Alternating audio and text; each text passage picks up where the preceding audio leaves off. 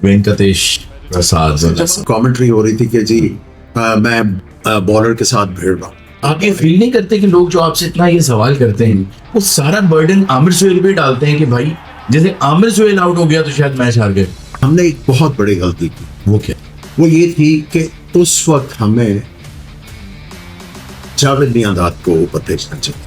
Keepers की भी कोशिश होती है कि वो बैट्समैन को डिस्टर्ब करते रहे, कुछ ना कुछ ऐसा जुमला बोल के, आवाज लगा के, कुछ करके। सबसे एनोइंग कीपर कौन सा था? किरण मोरे था। ब्रेकफास्ट करके हम निकल रहे थे तो शी सेड टू मी कि अगर तुम जीते ना तो तुम्हारी ऐसी पैसे।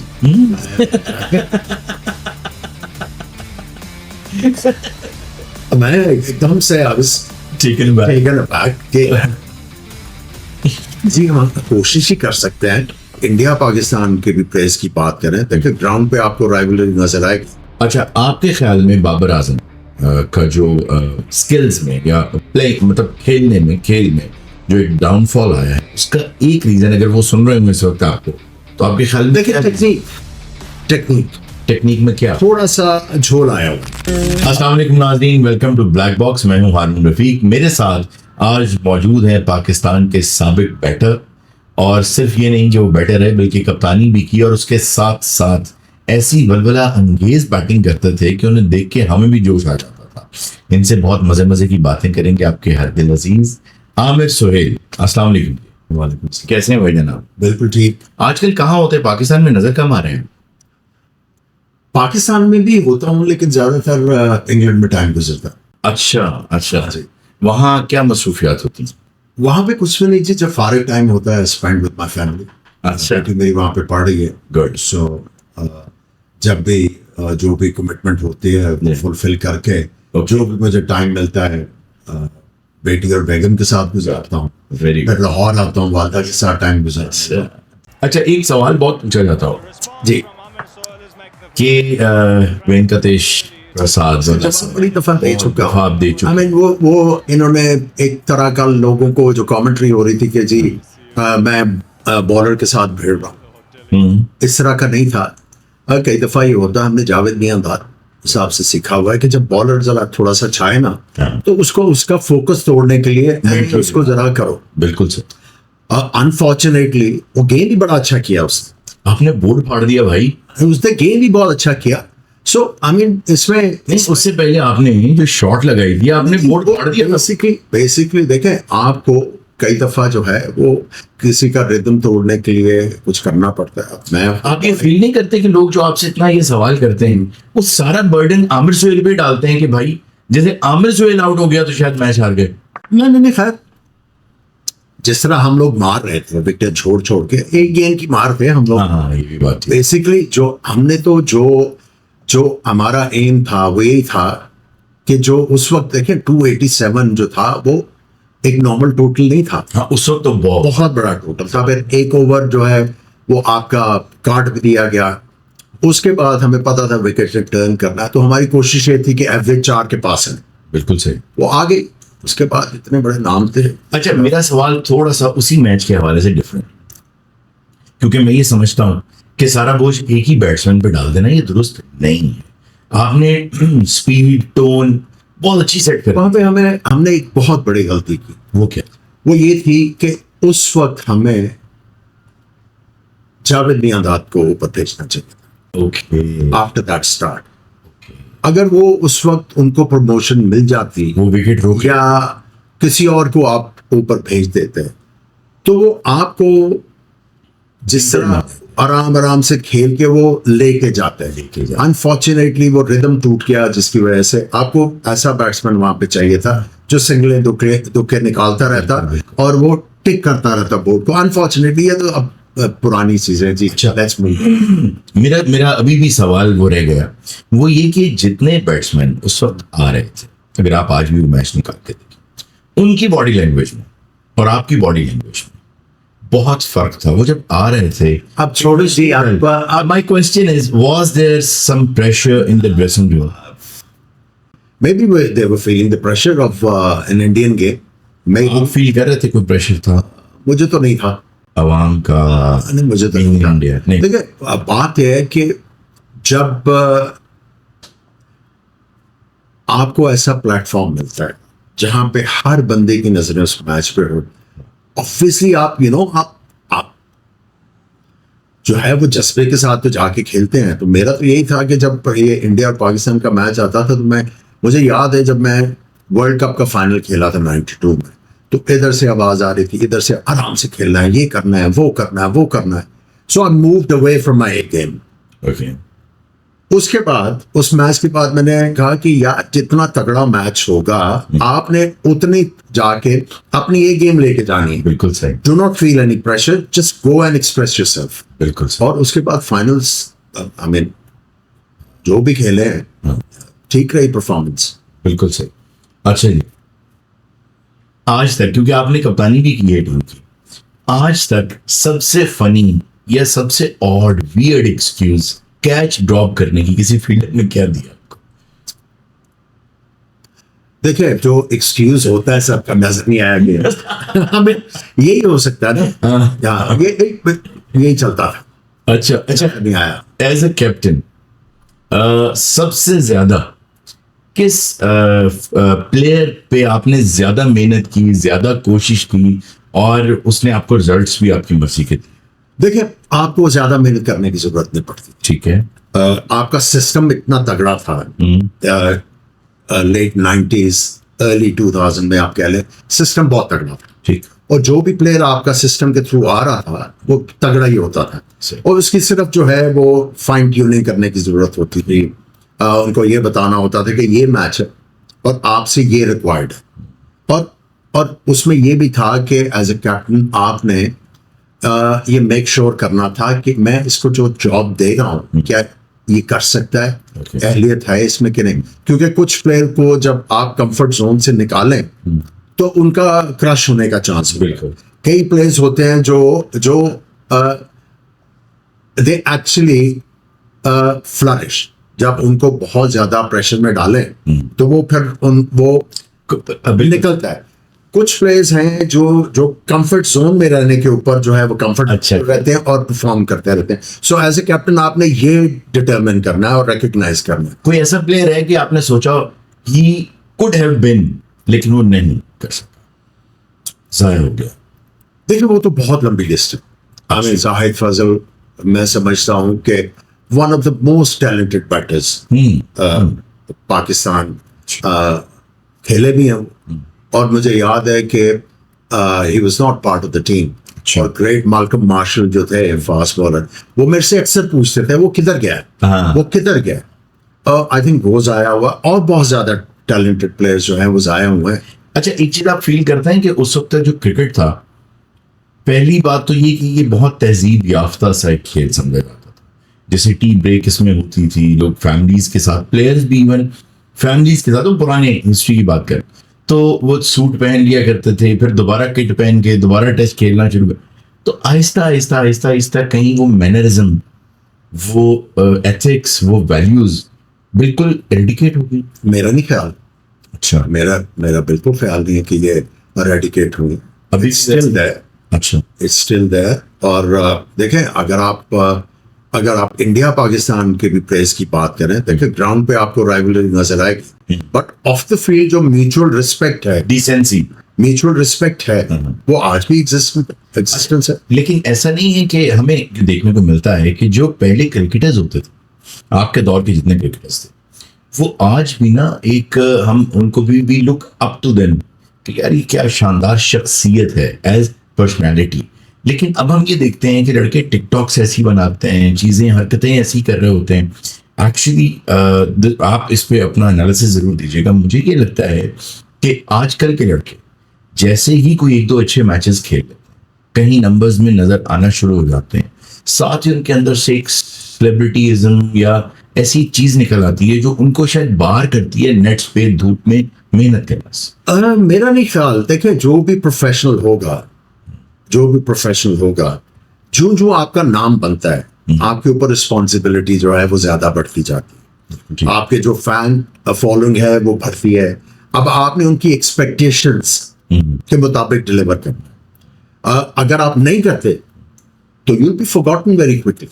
तो आजकल जो हमारी टीम के साथ हो रहा है उसका एक रीजन, सिर्फ एक रीजन अगर आप समझेंगे क्या है जो चेंज हो जाए तो बेहतरी आ सकती I think to turn the corners, I think थोड़ा सा एक तो दिल बड़ा करने की जरूरत है है? किसको? सबको।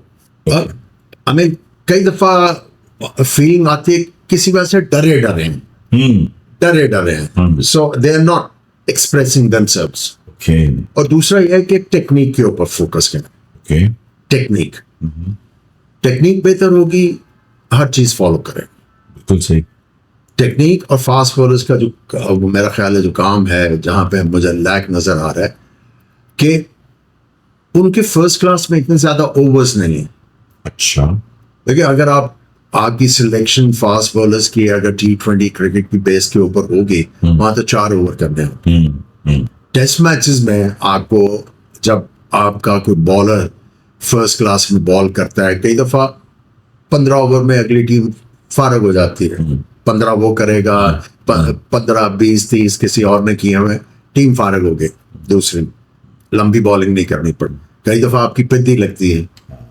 वहां पे आपको आके जब लंबे बॉल करने पड़ते हैं, देन यू रियलाइज कि यार मेरा वो वाला फिटनेस लेवल नहीं है, मैंने इसको इम्प्रूव करना।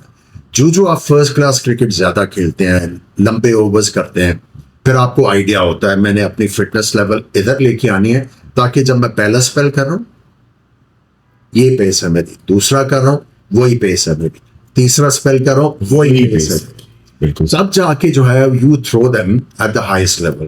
पर अनफॉर्चुनेटली जो ट्रेंड पाकिस्तान में बना हुआ था कि T20 के ऊपर आपने बैट्समैन भी खिला दिए, T20 के ऊपर बॉलर्स भी खिला दिए, तो उसका आफ्टरमाथ तो है। अच्छा, ये जो हाई बैट का आपका स्टाइल था वो बड़ा, एक तो देखने में बहुत अग्रेसिव लगता था, और ये कहाँ से आया, क्यों आया, कैसे आया? देखिए I remember I made my I think we were going to Sri Lanka with a Pakistani B team. ठीक। तो उस वक्त मैंने सादिक मोहम्मद साहब थे, one of the greats of the game, Pakistan के बड़े जबरदस्त ओपनर थे, लेफ्ट हैंडेड थे, he was camp commandant। ठीक। तो मैंने उनसे बात की कि सादिक भाई मुझे जो है बाउंसर के ऊपर प्रॉब्लम ये है कि मैं बाउंसर आता नहीं और मैं हुक कर देता हूँ और कई दफा मैं आउट भी होता, मुझे गाइड करें कि मैं गेम को कंफर्टेबली छोड़। ठीक। तो उन्होंने मुझे 1-2 दफा बारी नेट्स में करवाई, बड़े गौर से देखा। देन मैं बैटिंग कर रहा तो आए, उन्होंने पहले मेरा थोड़ा सा बल्ला ऊपर करवाया। Okay. And asked me tell me how you feel. 2-3 minute batting की तो उन्होंने पूछा मेरे से, मैं क्या, आई एम फीलिंग कंफर्टेबल, मुझे इससे कोई हेजिटेशन नहीं है, कोई प्रॉब्लम नहीं। Then he came to me, और उठाओ इसको। अच्छा। सो फाइनली इधर जब बल्ला किया है तो मुझे फायदा ये हुआ कि बाउंसर को मैंने आराम से छोड़ना शुरू। अब उसमें यह था कि जिसको मारना है उसको मार रहा हूँ, जिसको छोड़ना है, जो थोड़ा सा ऑकवर्ड बाउंसर था उसको छोड़ दिया। और उसमें मुझे एडवांटेज ये हुआ कि आपके ऊपर भी मेरी शॉट्स लगनी शुरू हो गई। अच्छा, बहुत हैवी बैट होता है तो वो आप you have to have very strong four. मैं बहुत हल्के बल्ले से खेलता था। अच्छा। 2.7। इतने हल्के बल्ले के साथ भी भाई आपने बोर्ड काट दिया। क्या जोश और क्या जज्बा होगा भाई। अच्छा, मुझे ये बताइए कि अगर आपको अभी खिलाया जाए, for example if you would have been that fit and young and all that, अभी अगर आप खेल रहे होते, किस बॉलर को फेस करना चाहेंगे? इस तरह से दिल करेगा कि यार ये बात करें। देखिए अभी काफी ज्यादा बॉलर्स हैं, लेकिन अभी जो आपको पहला ऑफ द कफ 3-4 आप देखें इस वक्त, जब आप सिनारियो की बात करते हैं, एक आधा वेस्ट इंडीज में अच्छा बॉलर जो मेकिंग इज मार्क, इंग्लैंड के पास तगड़े बॉलर्स हैं, फिर इंडिया के पास काफी अच्छे बॉलर्स हैं, साउथ अफ्रीका रबाडा है और 2-3 फास्ट बॉलर्स अच्छे हैं, शाहीन, नसीम, ये सारा। कोई एक बताएं जिसको आप अभी फेस करना चाहेंगे। लाओ भाई उसको कोई बात। मैं तो फेस करना चाहूंगा जो तेज होगा, जो तेज हो। हाँ ओके ओके। जिसका स्विंग हो रहा हो वो थोड़ा सा मसला तो करता है। और फिर अच्छा, कीपर्स की भी कोशिश होती है कि वो बैट्समैन को डिस्टर्ब करते रहे, कुछ ना कुछ ऐसा जुमला बोल के, आवाज लगा के, कुछ करके। सबसे एनोइंग कीपर कौन सा था? annoying कीपर annoying तो नहीं कह सकते, आप ये कह सकते हैं कि अब जो in your head होने की कोशिश करता है। I think it was one करण मौर्य था। अच्छा। और सच इतने ज्यादा नहीं थे, अच्छा। इतने ज्यादा नहीं थे। थोड़ा अरसा I think Sri Lankan wicket keeper थे जो जयसूर्या के साथ ओपन करते थे। हाँ, एक तो थे राणा टुंगा। नहीं ओपनर थे, ओपनर जयसूर्या जयसूर्या के साथ करते थे। I'm forgetting his name. So अच्छा। वो कई थोड़ा अच्छा। हाँ, उस वक्त मोस्टली विकेट कीपर्स जो थे वो इतना ज्यादा हाँ, बोलते नहीं थे। ठीक। आई रिमेम्बर जैक रसल जब मैं इंग्लैंड के खिलाफ खेला हूँ, नॉट अ लॉट। अच्छा। फिर अगर आप इयन हिली कभी कभी हल्की सी करके ओके। तो आगे चलो। Okay. और कौन थे विकेट कीपर्स? इंग्लैंड और साउथ अफ्रीकन डेव रिचर्डसन थे। ओके। मार्क बाउचर ने आके थोड़ा सा जो है, जब उन्होंने रिप्लेस किया साउथ अफ्रीका उनको, डेव रिचर्डसन को, तो वो आके वो थोड़े से चर्पी थे। मोस्टली हमारे टाइम पे इतना ज्यादा नहीं था, आपको आवाजें इधर उधर से आती हैं। अच्छा। एक बॉलर ऐसा जरूर होता है, मैं खुद भी थोड़ा बहुत हमने खेला हुआ है, बैटर के लिए एक बॉलर ऐसा जरूर होता है कि जिसको वो कहता है यार काश इसका ओवर आ जाए ना, तो मैं जितना स्कोर करना हो मैं कर लूंगा। एक बॉलर नहीं होता, डिपेंड्स ऑन द डे। ठीक। आपको ये रिकग्नाइज करना है कि कौन सा बॉलर जो है वो रिदम के साथ बॉलिंग, ओके। और फिर आपने अपने साथ ऑनेस्ट होना है कि यार ये बंदा मुझे तंग कर सकता है, तो you show him a lot of respect. कोई एक लेकिन काम वो भी बहुत आसान था खेलना, आसान। जिसको आप कहें यार इसका ओवर आ जाएगा तो मैं 100 I think I was comfortable with the pace. With the pace. With the pace वो मेरे लिए आसानी होती थी। हाँ, अगर आप मुश्किल की पूछते हैं तो मुश्किल कौन सा था सर? ग्लेन मैकग्रा, अच्छा। उसके बाद आप कॉटनी वॉल्श को कह लें। नया बॉल मेरा ख्याल है कि सबसे अच्छा जो किया है, जो मैंने खेला है, वो इयन बिशप थे। लेकिन अनफॉर्चुनेटली उनका करियर जो है बैक इंजरी की वजह से काफी ज्यादा हैम्पर हुआ। लेकिन आई थिंक जितना वो बंदा डेडली बॉलर था शायद ही कोई हो। अच्छा, वर्ल्ड कप का फाइनल है और पाकिस्तान इंडिया का फाइनल है और बराबर हो गया, टाई हो गया, सुपर ओवर्स में भी कुछ नहीं निकला। अब बात ये हो रही है कि कैप्टन जो है वो आमिर सुहेल है, तो क्रिकेट के अलावा कोई टैलेंट दिखा दें तो कब दे दिया जाएगा? तो क्या टैलेंट दिखाएंगे? और क्या टैलेंट दिखा, हाँ, सोचें। और क्या, अगर आप पर ये बात आ जाए कि कोई अपना टैलेंट दिखा दें तो आपको कब दे? मैं कोई इतना टैलेंटेड बंदा तो हूं नहीं। अच्छा। एक ही वो था, वो भी थोड़ा सा क्रिकेट का था, अदरवाइज यार वो थोड़ा सा तो नहीं था, तो बहुत ज्यादा था। अदरवाइज लेकिन उसके अलावा कोई हॉबी, गोल्फ, गोल्फ सिंगिंग तो मैं खेलता हूँ, म्यूजिक का बहुत ज्यादा शौक है। अच्छा। लेकिन यह है कि वो टैलेंट में नहीं आता, अच्छा। वो हॉबीज में आता है। हाँ ठीक है। हाँ। तो अगर हॉबीज पर बात आ जाए कि यार ये करके दिखा दो, तो कब दे देंगे? कौन सी हॉबी ये करके दिखाएंगे? I won't mind golf. Golf में कुछ चांस लिया जा सकता है। अच्छा। हाँ। अब खुद को कहाँ रेट करते हैं गोल्फ में? कैसे प्लेयर हैं आप? 10 में से? पहले आई इम्प्रूव्ड अ लॉट। अच्छा। आई इम्प्रूव्ड अ लॉट, और एक तो हमारे उधर कोर कमांडर कप भी हुआ, अच्छा। एक दो दफा जीता भी, हमारी अच्छा। टीम भी जीती। अच्छा। लेकिन बीच में ब्रेक आने शुरू हो गए, ओके। और वो फिर मसरूफियत की वजह से और दूसरी चीजों की वजह से वो इतना ज्यादा रेगुलर नहीं है। अच्छा, उस दौर में, आपके दौर में ड्रेसिंग रूम में सबसे बड़ा प्रैंकस्टर कौन था? या ड्रेसिंग रूम में होता है? उस वक्त मुशी काफी ज्यादा वाइब्रेंट था। अच्छा। मुश्ताक, अच्छा। सईद अनवर का सेंस ऑफ ह्यूमर जो था, हाँ। थोड़ा सा ड्राई तो था लेकिन बहुत तगड़ा सेंस ऑफ ह्यूमर था। सलीम मलिक साहब भी जब कोई लगानी होती थी तो बड़े आराम से लगा के तो आगे। ऑलमोस्ट सारे जो थे दे वर लाइक। कोई ऐसा वाकया पिच का जो सोच के आज भी आप हंस देते हो, कभी कभी ड्राइव करते हुए याद आ गया या कुछ? वो मैं बताना नहीं चाहता, जिसके ऊपर मुझे हंसी आती है। कोई ऐसा मैल फंक्शन था कोई? नहीं, वो when I was the captain ji ji. at the toss, but I don't want to. अच्छा, I don't want to share. लेकिन जब वो याद आता था हाँ। हाँ।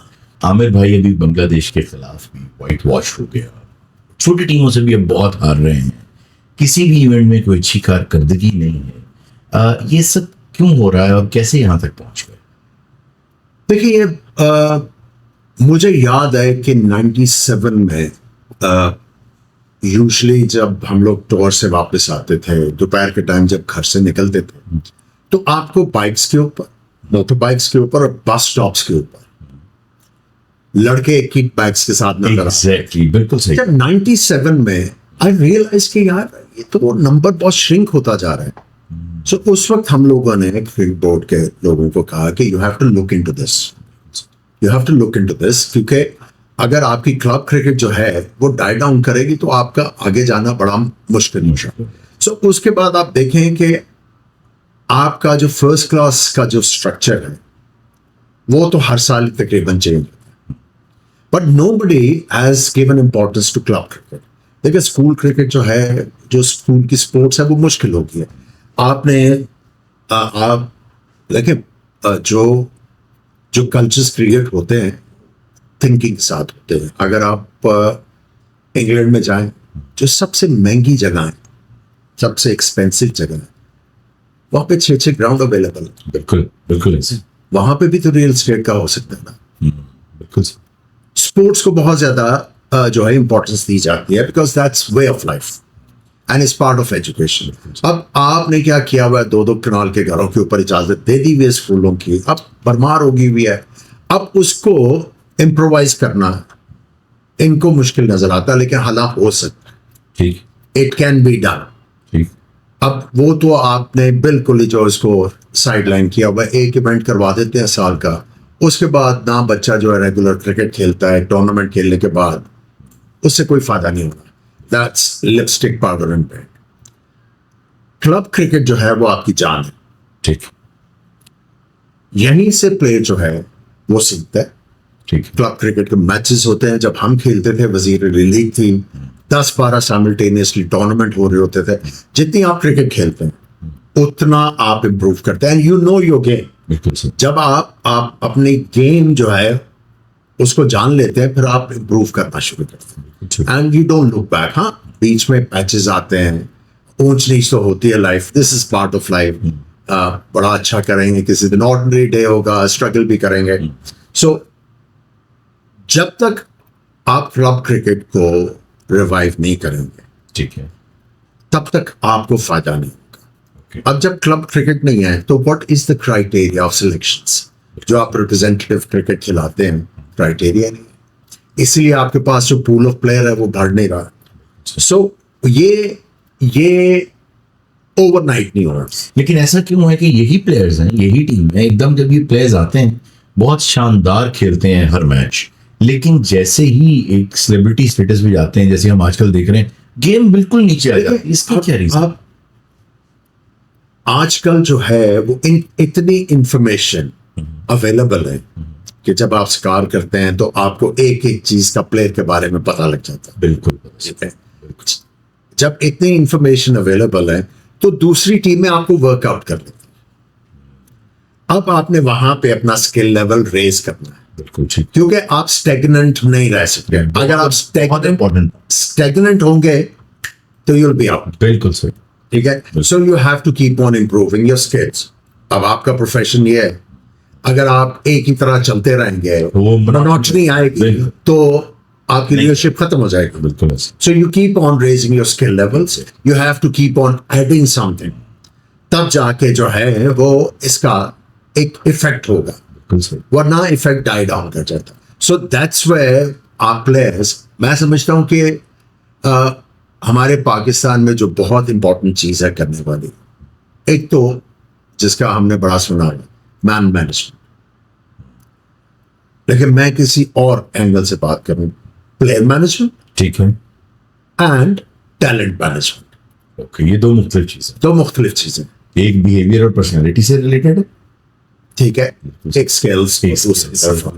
अब ये दोनों साइमल्टेनियसली आपको मैनेज करने की जरूरत। बहुत जबरदस्त। जब तक ये आप साइमल्टेनियसली मैनेज नहीं करोगे तो प्लेयर को आप जो है ऑन टोस नहीं रख सकोगे, प्लेयर को आप बार बार जो है वो रिमाइंड नहीं करा सकोगे कि भाई ये लेवल के ऊपर आप आके रुके, अगर आप थोड़ी देर और रुके रहे तो फिर आपको बाहर जाना होगा। डू यू फील कि आजकल बहुत से प्लेयर्स ऐसे होते हैं, हमें ये लगता है, हम ये तो नहीं कह रहे हैं कि ऐसा ही होगा, बट देखने में या महसूस करने में ऐसा लगता है टीम से ज्यादा अपने नंबर्स के लिए खेलते हैं। क्या ये बात दुरुस्त, आपको लगता है ऐसा? देखिए ये कोई बुरी बात तो नहीं है कि अपने नंबर्स के लिए खेलना, ठीक। आपके नंबर्स का फायदा होना चाहिए टीम को।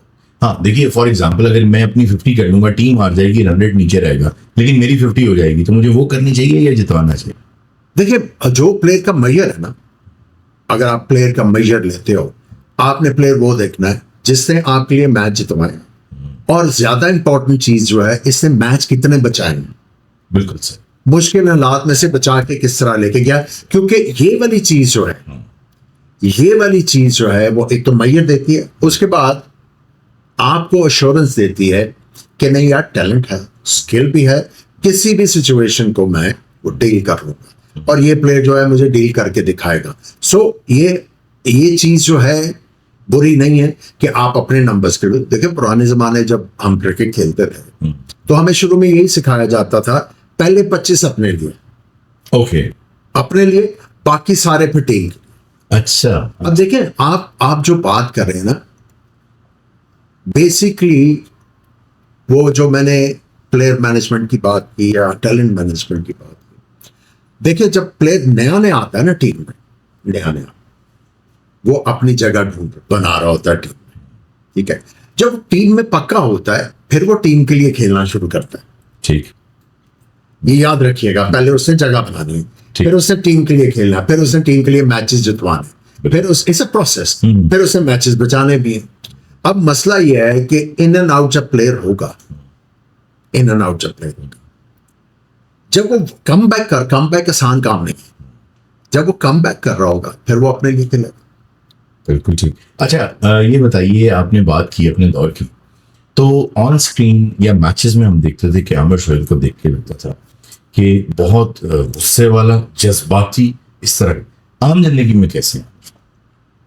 देखिए बात यह है कि जब आपने अपने पाकिस्तान के कलर्स पहने हो ना, तो वो आपको एनी एटीट्यूड देते हैं। ठीक है, नेशनलिज्म की बात। हाँ, आपको खुद ब खुद एटीट्यूड आ जाता है कि यार मैंने ये किसी, अगर मेरे में कुछ है तो ये मैंने पहना हुआ है ना।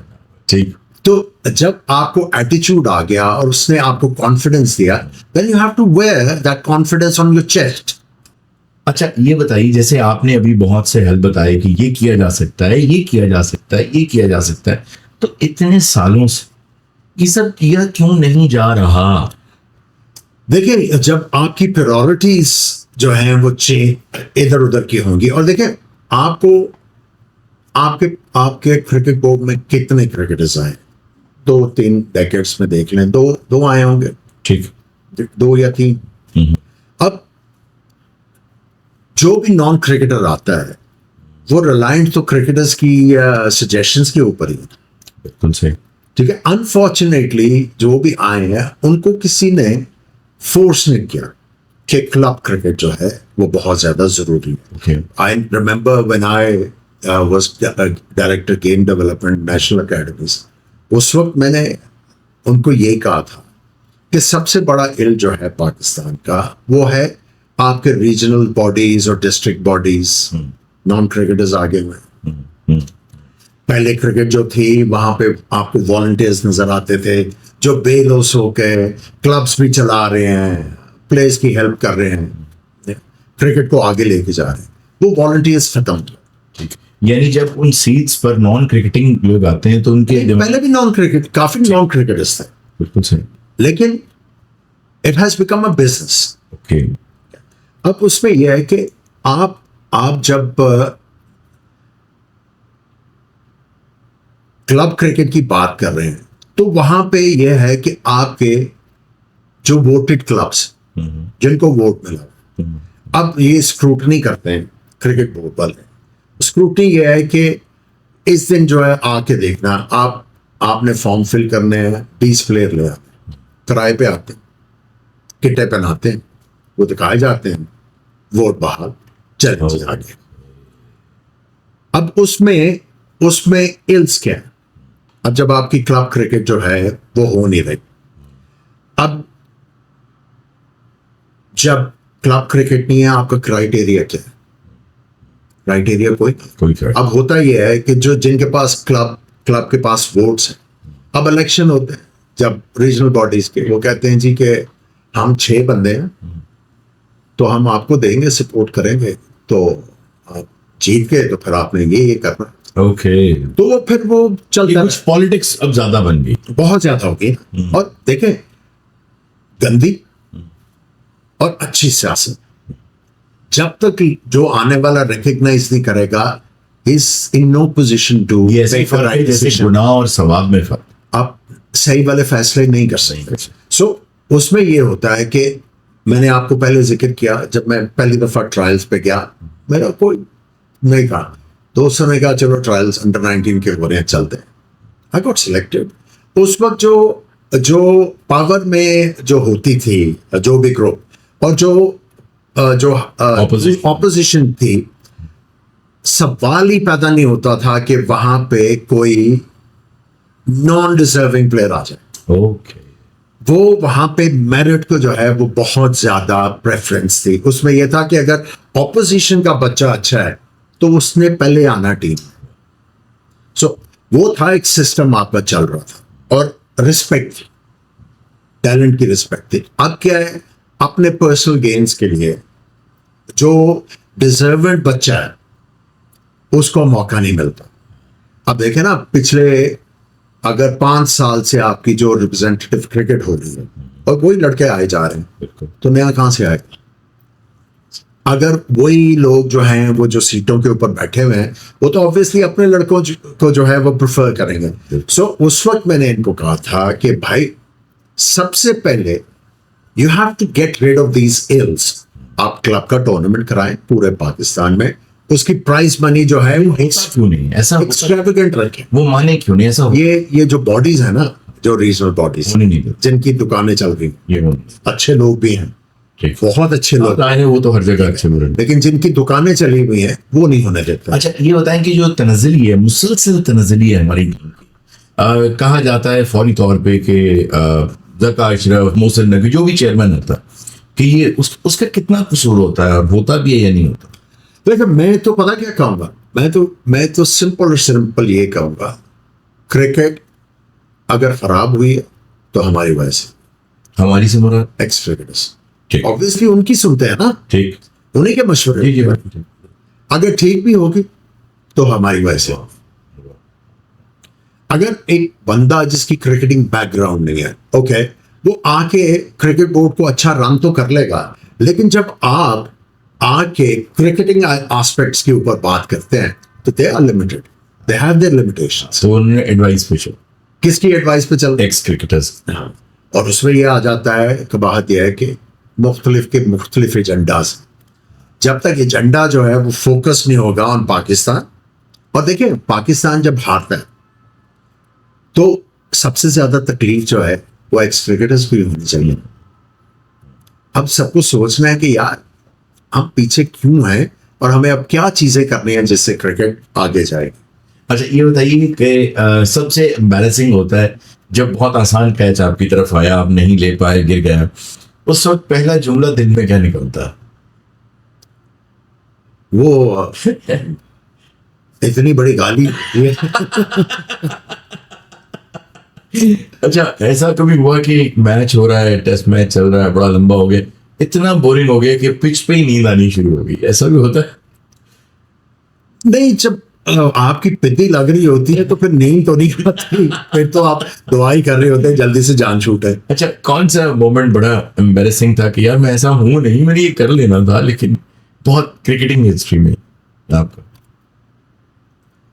देखिए, कई मौकों के ऊपर मुझे याद है क्या है, just through away my wicket. हम अच्छा भला खेलते हुए एनी समथिंग डिफरेंट ट्राई की और एक लंबा स्कोर था जो मिस कर गए। ओके।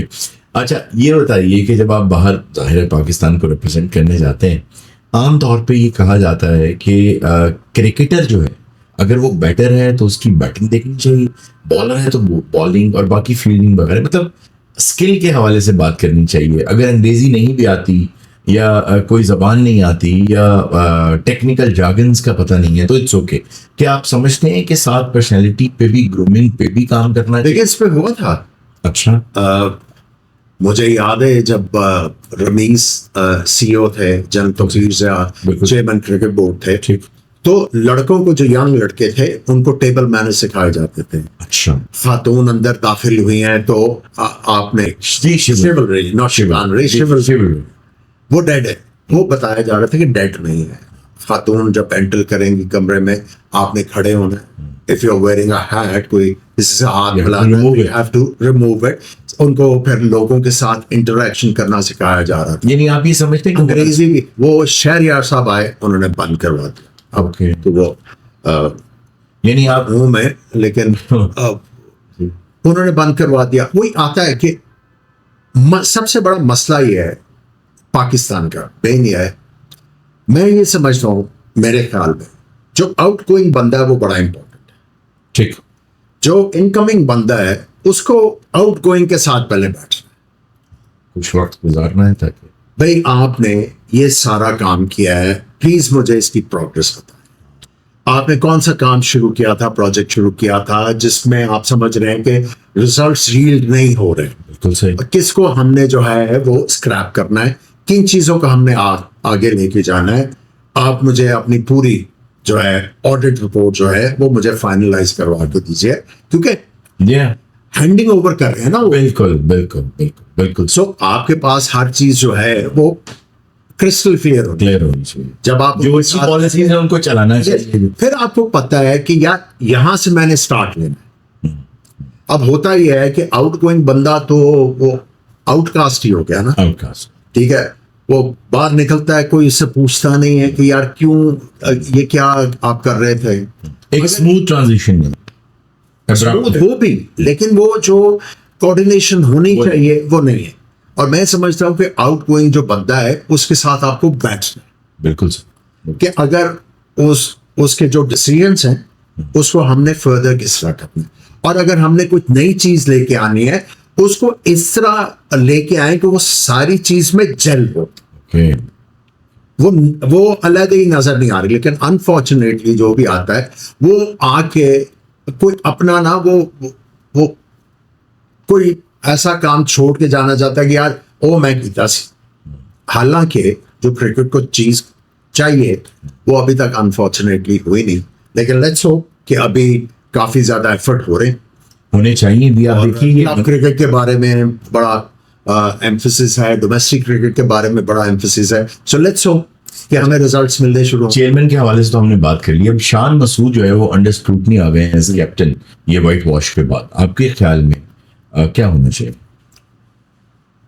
देखिए सबसे पहले तो आपको बैठना है, ठीक है। शान मसूद के साथ। अगर आपने उसको रिप्लेस करना है तो पहले आप उनसे पूछें कि भाई आपको क्या क्या चीजें जो हैं जो जिसने हैम्पर किया।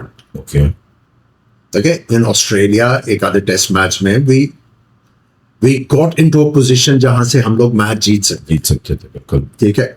अब यहां पे बिल्कुल ये है कि शान को जो प्रोएक्टिव होना चाहिए था वो नजर नहीं आया। ठीक। मैं इसीलिए कह रहा हूं कि पहले उनके साथ बैठना है। You have to listen to, बिल्कुल सही।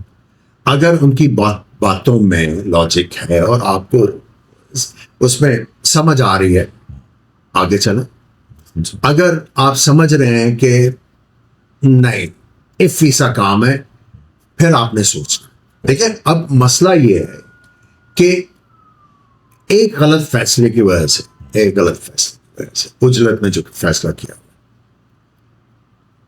अब 4-5 कप्तान तो और आ ही जाने आपकी टीम में। 90s is repeating itself. बिल्कुल सही, बिल्कुल ठीक है। आपका एक डिसीजन, अगर बाबर आजम ने अच्छी कप्तानी नहीं की इंडिया में जो वर्ल्ड कप में, उसके बाद ऑस्ट्रेलियन टूर था, उसी को कप्तान रखता, बिल्कुल सही। आगे चलें। ठीक है। ऑस्ट्रेलिया हमेशा मुश्किल टूर होता है पाकिस्तान के लिए, बिल्कुल ऐसा। ठीक है। आप उन्हीं के साथ परसिस्ट करते हैं। वापस आते तो उसके बाद आप जो भी आपने तगड़े फैसले करने थे, देखिए हेस्ट में जो फैसले ना उछलत में। अच्छा, एक आध बार टीम हारी या कोई बड़ा मैच हार गई तो फौरी तौर पर ये बयानात कि अब ऑपरेशन कर देंगे, पोस्टमार्टम कर देंगे, ये वो, क्या ये रवैया टीम के हवाले से होना चाहिए? देखिए बात सिंपल सी है, मैं फिर वही कहूंगा कि जब आप इधर उधर से जब बातें लेते हैं आप तो फिर जानते कई हो दफा मुशीर कैसे? हाँ मुशीर, तो फिर आई मीन एट टाइम्स आप वही बात आ गई, हेस में आपने कर दिया। सो उस वक्त आई थिंक जो चेयरमैन है नए नहीं आए थे, तो उसके बाद आते ही आपको एक बड़ा सेटबैक हो गया वर्ल्ड कप का। सो ऑब्वियसली टीम क्या सोचती है जब इस तरह के बयानात आते हैं? प्लेयर क्या सोचता है? देखिए बात सिंपल सी है कि एक तरह का ये डबल एज सॉर्ड है ना, ये आपकी तरफ भी आ सकता है, दूसरे की तरफ भी जा सकता है। अगर ये बात की गई तो प्लेयर फिर अलर्ट होंगे ना, डरना नहीं है, आपने अलर्ट होना है कि भाई ठीक कह रहे हैं, हमारी परफॉर्मेंसेस अच्छी नहीं है। अच्छा, रिजवान के बारे में, मोहम्मद रिजवान के बारे में आपका क्या ख्याल है? अगर तीनों फॉर्मेट्स में एज कैप्टन में तो आपकी इसके बारे में राय क्या है? देखिए आपने सोच समझ के फैसला करना है ना, ठीक है। अब ये ना हो कि उस बेचारे को आप कप्तान बनाएं और खुदा ना खास्ता एक दो सीरीज और हार जाए, आप फिर कहेंगे कि इसको भी चेंज कर। आपकी नजर में इस वक्त किसके पास होना चाहिए? देखिए इस वक्त अगर कोई बंदा डिजर्व करता है, अगर कोई बंदा डिजर्व करता है, देखें दो लोग हैं इस वक्त, ठीक है। एक है सरफराज, ओके, लेकिन वो टीम में जगह नहीं बना पा रहे बिकॉज ऑफ रिजवान, और दूसरे आपके पास रिजवान रह जाते हैं। सो ये दो ऑप्शंस हैं आपके पास। बाबर की कप्तानी का दौर खत्म हो गया।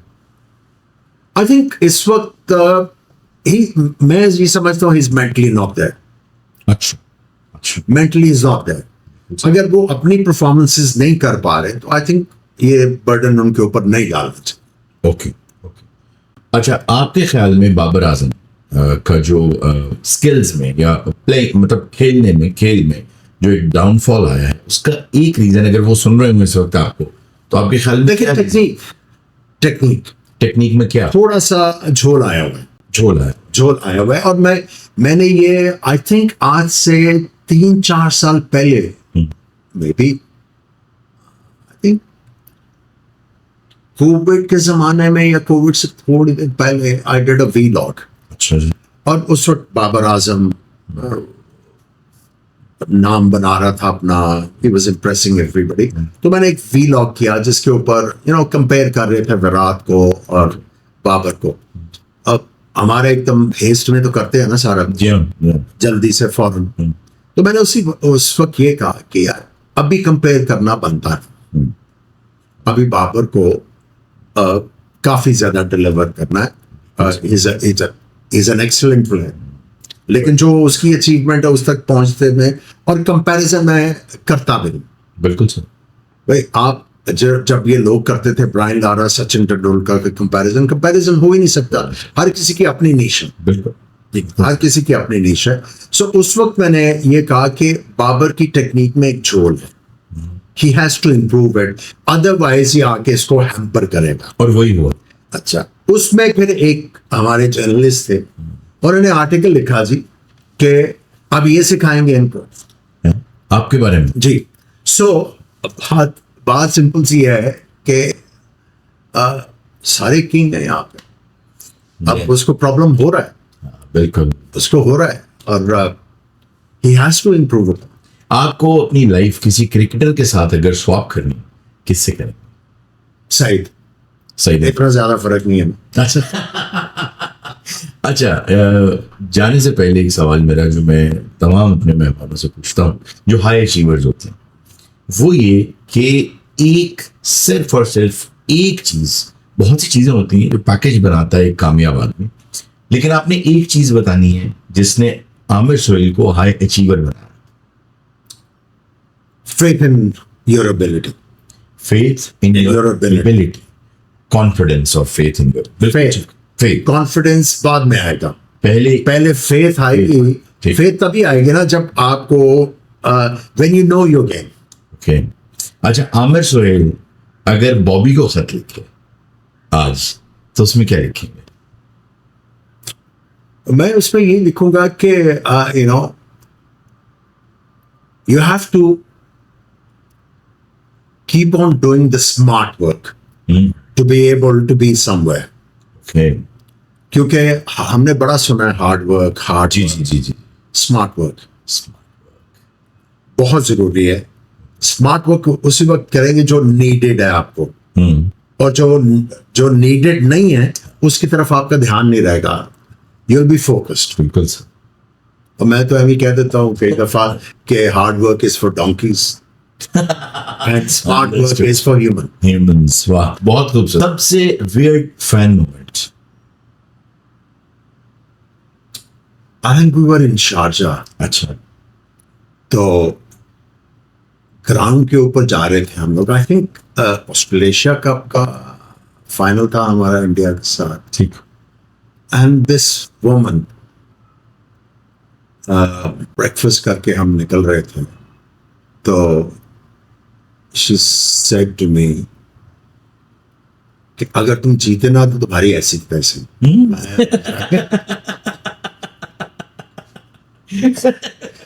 मैं एकदम से आई वाज टेकन अबैक कि